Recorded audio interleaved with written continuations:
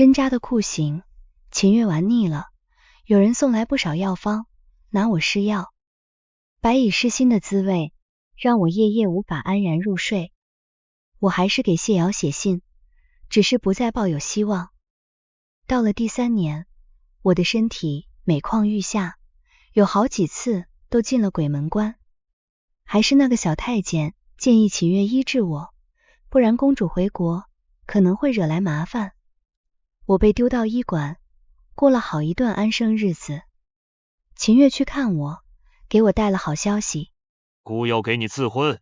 秦月安排的洞房花烛，我被五花大绑的安置在床上，盖头掀开，我看见那人肌肤胜雪的面颊。公主，奴冒犯了。我听见他喊我公主，眼泪滴落下来。可我早就不是那个公主了，公主配太监，这是秦月对我的惩罚和侮辱。他匍匐在地上，为着喜服，穿的还是那身太监打扮。为何不抬头？我问他。公主盛言，奴身份低微。那天火红的喜烛，碧波作响。他告诉我，他叫阿昭。谢瑶最近常常来看我，只是我都是在睡着，或是不想见他。流水一样的补品送到我这里来，我没有看一眼。玲珑擦擦眼泪，把东西搬进去。陆运来找我的时候，我正靠在窗边，看着宫墙之上的蓝天。九公主，你可知谢瑶最近在忙什么？见我不答，他接着说，她在忙我们的定亲宴，我说过让她交给我，她却说不忍我操劳，所以要亲力亲为。我把下巴放在手臂上，趴在窗边。那很好。他见我无所谓的样子，却面目扭曲，怒气冲冲道，阿瑶是不会喜欢你的，从前是，现在是，以后也是。我不解，疑惑看他。陆运瞧见我无悲无喜的神色，半晌却笑了出来，笑着笑着却流了泪下来。3日后，敌国太子来访，我在回廊处碰见了他。他轻蔑一笑，姑的狗见到姑还会冲姑有尾巴。沈离，才几天你就忘了，怎么有尾巴了？我不想同他交谈，却被他拦住。他摊开掌心，里面是一只玉簪子，我认得，这是阿昭的东西。小太监命大，那么高跳下去都没死呢，你要不要去见他？我皱眉，无凭无据，我如何信你？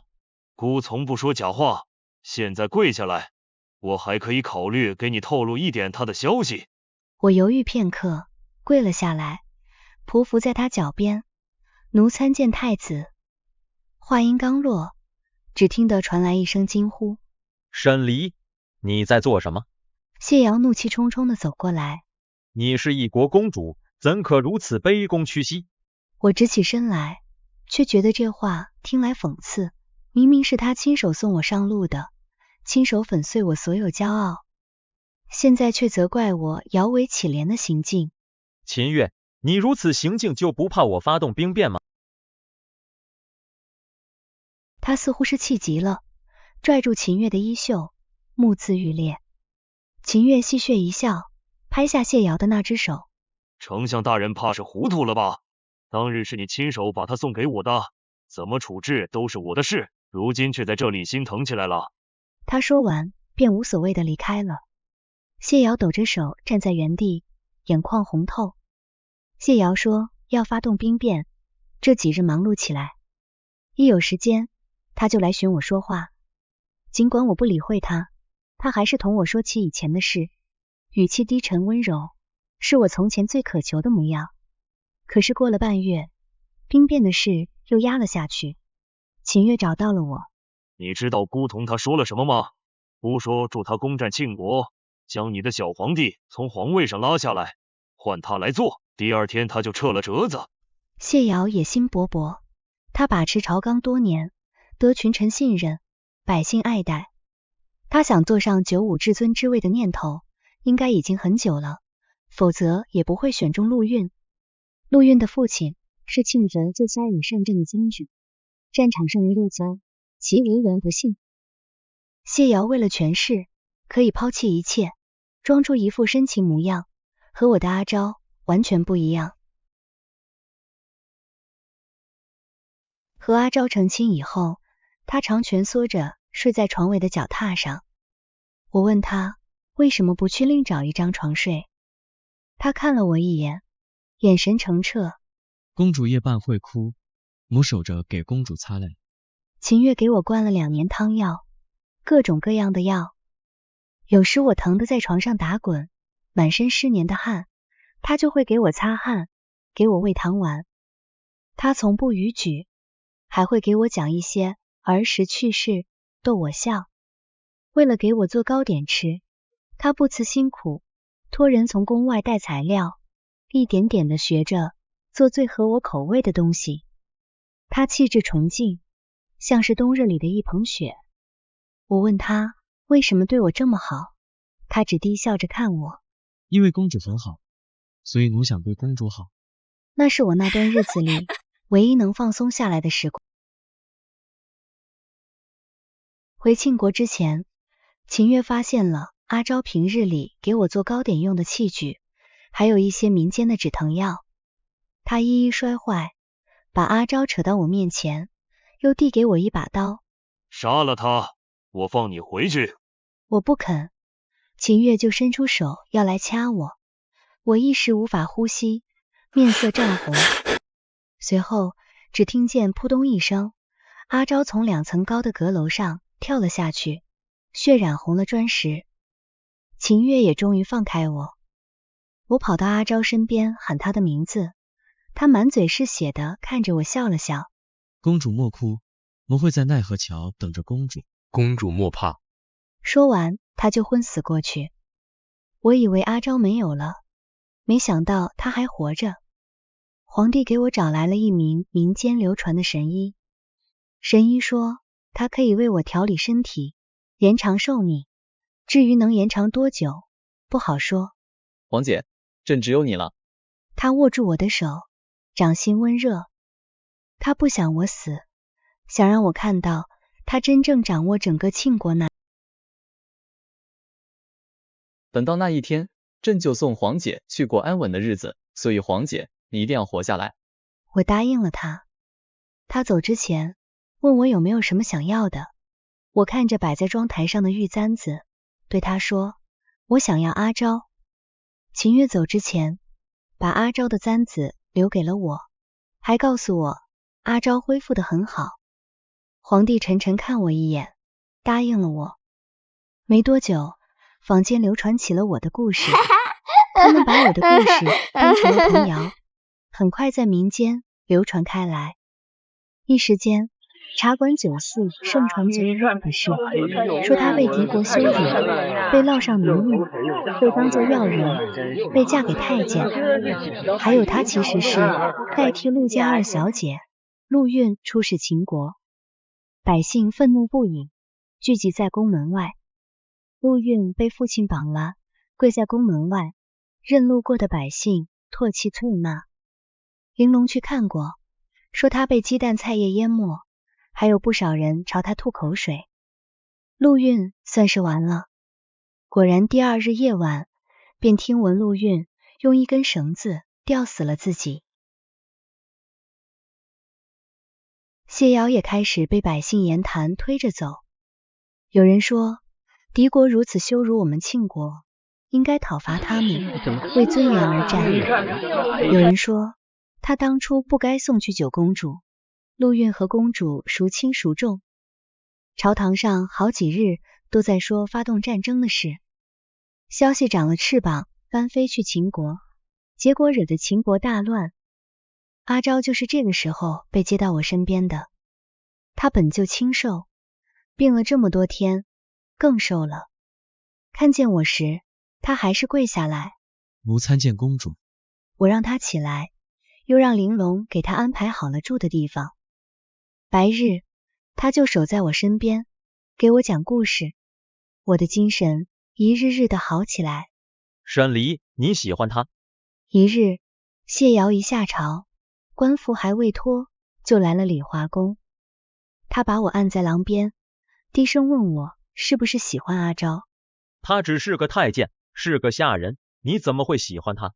我没有看他，只是看着不远处的阿昭，他正在给我做风筝。阿昭很好。谢瑶把拳头硬生生打在墙上，鲜血淋漓。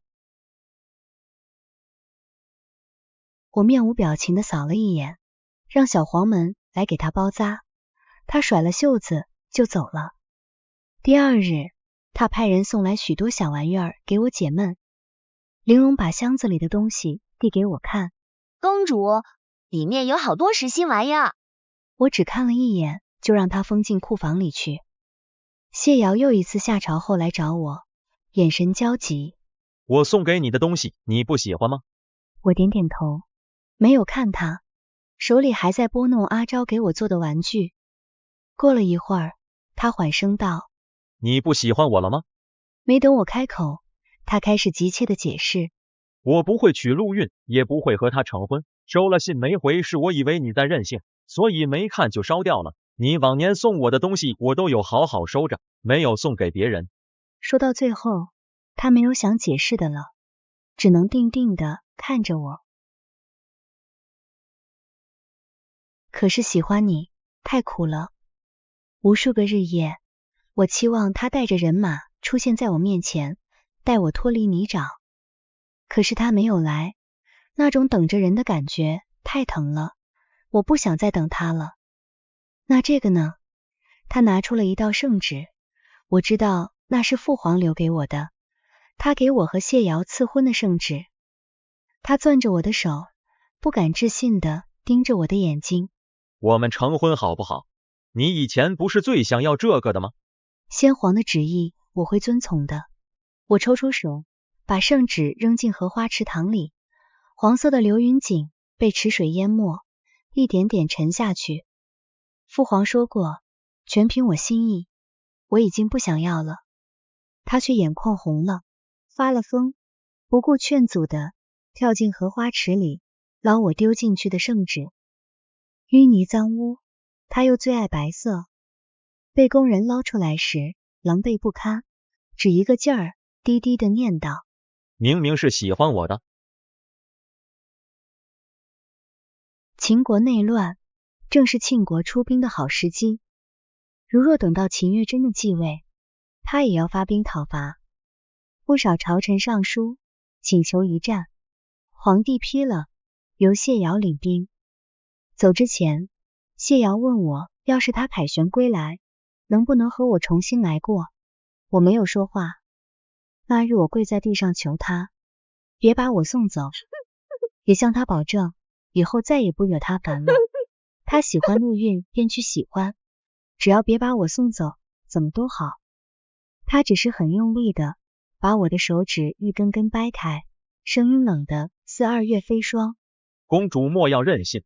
不久，传来我军大捷的消息，秦越的头颅被作为战利品一路送进皇宫，而庆国丞相谢瑶伤势很重，在战场上中了一支毒箭，那上面淬的毒无药可医。